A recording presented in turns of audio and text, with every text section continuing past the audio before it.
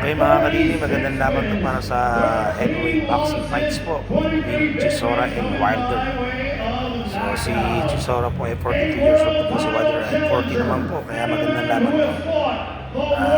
Hindi natin alam kung may papakita pa ni Wilder ng kanyang power punches and resistance. Magiging knockout artist po.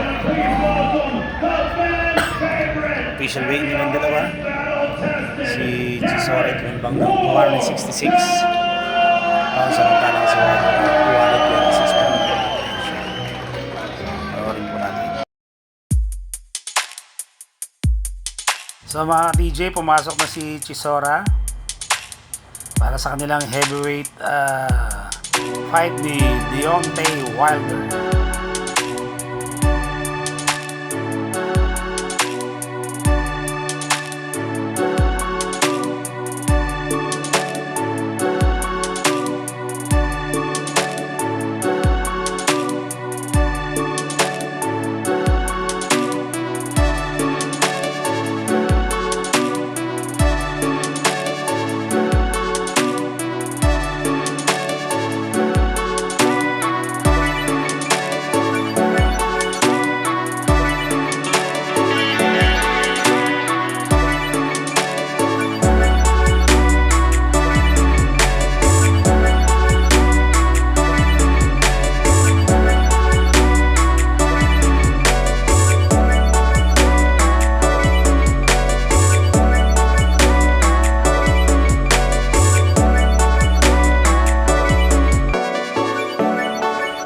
Sumamba sa timbang si Chisora. Siya po ay tumimbang ng 266.7 pounds. Okay, susunod naman po ay si Deontay Wilder.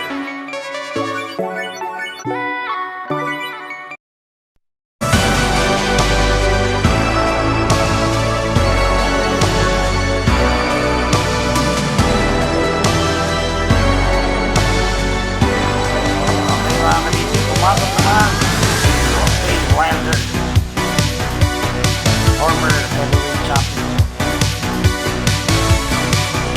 Katangkaran po ito mga kaibigan.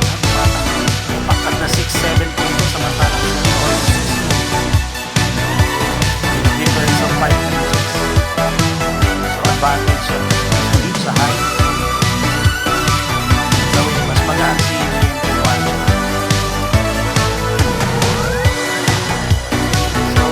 Ito rin pa mga kaibigan, chances mo si Wilder na pagkakampan ay pag tinamaan niya naman ang mga rin so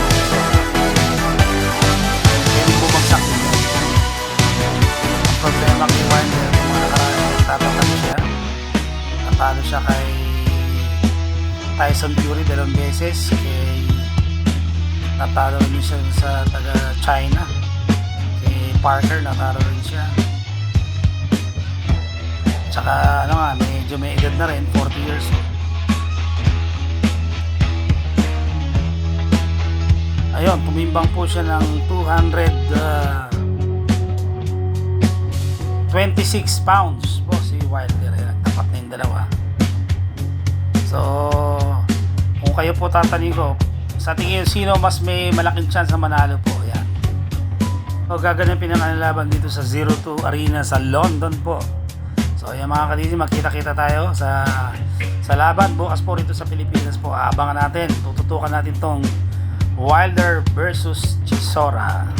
Hanggang sa muli, ito na po si DJ Master nagsasabing laban lang. God bless you all, see you on my next live.